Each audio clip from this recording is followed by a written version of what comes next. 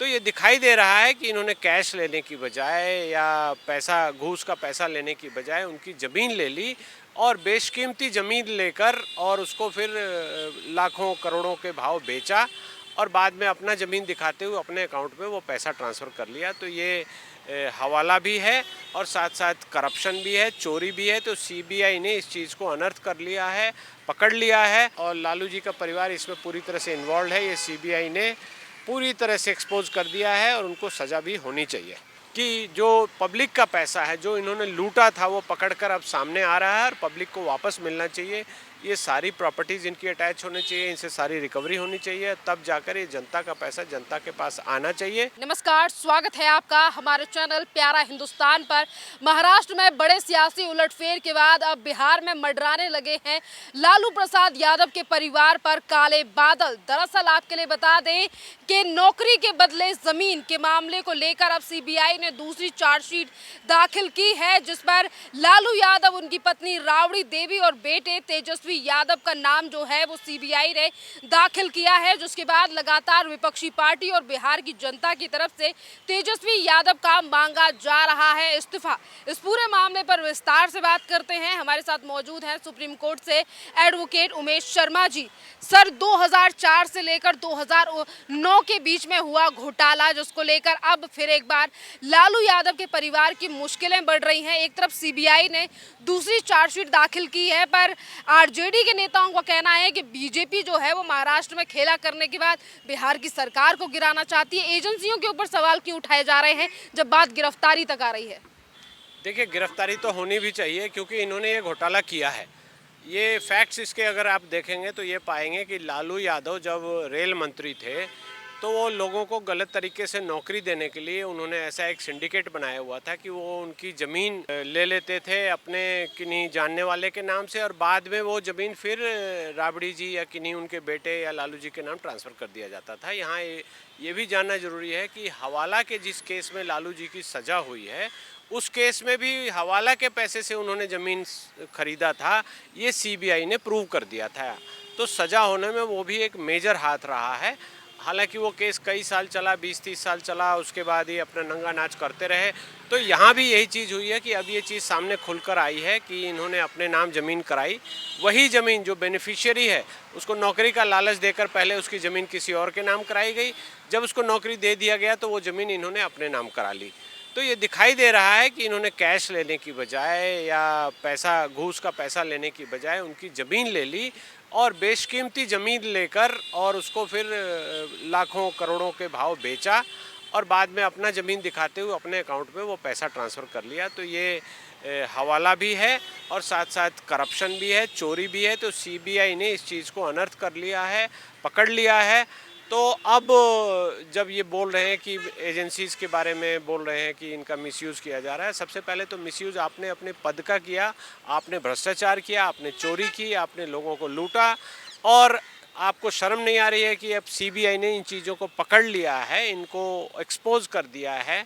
तो आप माने अपनी गलती को, आप कहें कि हाँ हमसे ये गलती हुई है, ये सारी प्रॉपर्टी हम देने को लोगों को वापस हैं, वो कहने की बजाय आप सीबीआई के ऊपर क्वेश्चन उठा रहे हैं। तो महाराष्ट्र में जो हुआ, जैसा हुआ, वो अलग बात है।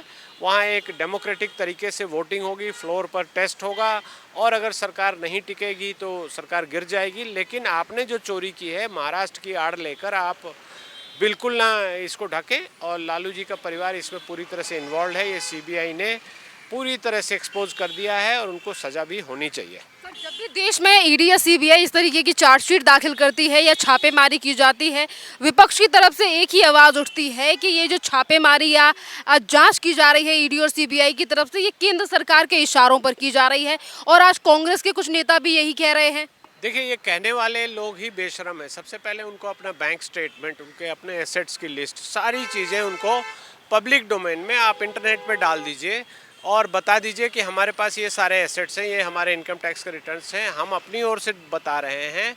उसके बावजूद भी ईडी हमको परेशान कर रही है, तंग कर रही है, तब जाकर कोई बात है। ऐसा तो ये करते नहीं है, उसको डोज करते रहते हैं, छुपाते रहते हैं। सबसे पहली बात कि जिनका बैकग्राउंड आज से 20-30 साल पहले हमको दिखाई दे रहा था कि वो एक कुर्ता पजामा या 2 कुर्ता पजामा पहन के घूमते थे, वो उनके पास लाखों करोड़ों हजारों करोड़ों की प्रॉपर्टी कहाँ से आ गई, कैसे आ गई, जब तक उन्होंने घपला नहीं किया, भ्रष्टाचार नहीं किया। तो ये दिखाई दे रहा है कि चाहे वो एमपी रहे हों, चाहे वो मुख्यमंत्री रहे हों, किसी को लाख 2 लाख रुपए महीने ही सैलरी मिल सकती है, उससे ज़्यादा नहीं मिलेगी। लेकिन जो संपत्ति इनको दिखाई दे रही है, मॉल बना रहे हैं, ये हवाई जहाज प्राइवेट चार्टर्ड प्लेन्स में घूमते हैं और 5 स्टार में रहते हैं, खाते पीते हैं, आलीशान मकान बनाकर रहते हैं। जो फ्रेंड्स कॉलोनी में इनका मकान दिखाया गया था तेजस्वी यादव का, उसको अंडर वैल्यू करके इन्होंने ख़रीदा है। दिल्ली में वो दिखाई दे रहा है कि 100 करोड़ की प्रॉपर्टी है, फिर भी उसको 1.5 लाख 2 लाख रुपए का वैल्यू करके पेपर में दिखाया है। तो ये घपले इन्होंने किए हैं, इसलिए इनको ईडी और सीबीआई से डर सता रहा है और वो पकड़े जाएंगे और जेल जाएंगे।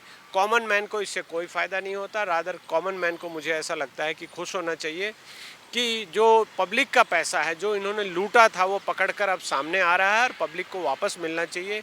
ये सारी प्रॉपर्टीज़ इनकी अटैच होनी चाहिए, इनसे सारी रिकवरी होनी चाहिए, तब जाकर ये जनता का पैसा जनता के पास आना चाहिए। इसलिए कॉमन मैन को इसमें खुश होना चाहिए और कहीं कोई फ़र्क कॉमन मैन को कोई, आप किसी भी कॉमन मैन को कहीं से पकड़ कर ले आइए, कोई भी आदमी बोलने को नहीं तैयार है कि ईडी या सीबीआई उसको तंग कर रही है या उसको नोटिस गलत भेजा है। ऐसा कहीं कुछ नहीं है। जो लोग घपला करते हैं, जो चोरी करते हैं, जो घपले करते हैं, बड़े बड़े राजनीतिक घपले करते हैं, जिसमें हजारों करोड़ों के वारे न्यारे करते हैं, वो लोग घबरा रहे हैं। तो सबसे पहली बात, आपने घपला किया क्यों था? और चलो गलती हो गई, आपसे घपला कर लिया, अब आपको डर लग रहा है तो आप एक्सपोज कर दो, सारी चीज़ें दिखा दो, समझा दो।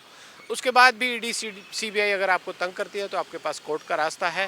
लेकिन ये दोनों एजेंसी इतनी स्पेशलाइज्ड है और आज की जो इकोनॉमिक सिस्टम है उसमें जितनी भी एंट्रीज आपकी बैंक की हैं, जो भी ट्रेल है पैसे का, उसको ये ट्रैक करके निकाल लेते हैं।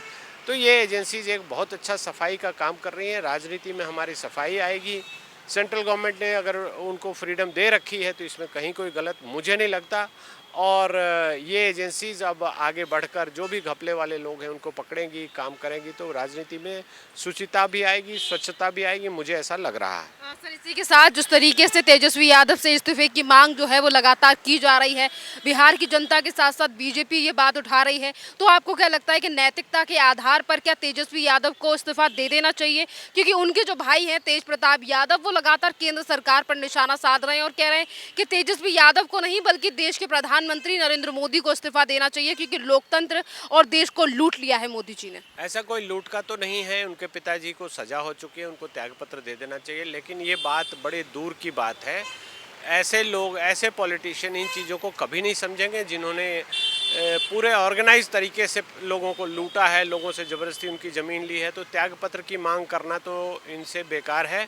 ये त्यागपत्र कभी नहीं देंगे जब तक ये जेल नहीं जाएंगे, जब तक इनको सीबीआई अरेस्ट करके और कोर्ट में पेश नहीं करा देगी, तब तक ये हटेंगे नहीं। ऐसा हम दिल्ली में भी देख रहे हैं और ऐसा ही ऐसे बेशरम और ऐसे ढीठ पॉलिटिशियंस हैं जिन्होंने चोरी भी की है, उसके बाद ये सीनाजोरी भी कर रहे हैं। तो इनके बारे में जितना कम कहा जाए उतना ही अच्छा है। और ये बात है कि ये सारी चीज़ें एक्सपोज हो रही हैं, जनता को सब दिखाई दे रहा है, तो उसके बाद एक्शन जो भी इन अकॉर्डेंस विद लॉ है वो होना ही चाहिए। सर, जिस तरीके से इस पूरे मामले में सुनवाई जो है अभी वो कोर्ट में होने वाली है, सीबीआई ने अपनी दलीलें कोर्ट में रखी हैं, तो कितनी मुश्किलें जो हैं वो बिहार सरकार की बढ़ने वाली हैं, क्योंकि एक तरफ कहा जा रहा है कि गठबंधन मजबूत है, वहीं दूसरी तरफ इसी गठबंधन के नेताओं के ऊपर सीबीआई की जांच, ईडी की जांच और लगातार जो है वो घोटाले सामने आ रहे हैं, चाहे फिर वो 1700 करोड़ का घोटाला ही क्यों ना हो, पुल वाला। देखिए, ये चार्जशीट फाइल की गई है तो इसका सीधा मतलब है कि सीबीआई की चार्जशीट में बहुत सारे एविडेंस आई है।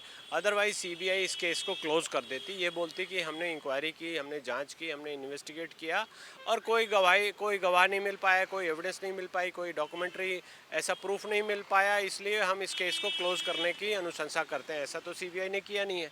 सीबीआई ने एक डिटेल चार्जशीट, लोगों के विटनेसों के स्टेटमेंट रिकॉर्ड किए हैं, डॉक्यूमेंट्री एविडेंस लाया है, इनके जो पैसे, जो प्रॉपर्टीज इन्होंने खरीदी वो सारा लेकर सीबीआई आई है और उन सबको कोर्ट में डाला है। तो मुश्किलें तो इनकी बढ़ने वाली हैं, बढ़ेंगी। और जब वो गवाही देंगे तो इनको सीधी सी बात है, इनको इनके ऊपर दोष सिद्ध भी होगा। ये दिखाई भी दे जाएगा कि किस गरीब आदमी को इन्होंने कैसे ठग के या ज़बरदस्ती उसको नौकरी देने के नाम पे उससे क्या इन्होंने ज़मीन उसकी ट्रांसफ़र कराई, किसके नाम कराई, उसके बाद अपने नाम करा ली। तो ये सब ट्रेल कागज़ों में दिखाई देता है और सीबीआई ने बड़ी मेहनत से इस चीज़ को किया होगा, मुझे ऐसा लगता है। तो ये ट्रायल में आना चाहिए और ये चीज़ें सामने आकर ही एक्सपोज हो जाएंगी, तभी पता लगेगा कि किसने क्या किया है। बहुत बहुत धन्यवाद सर।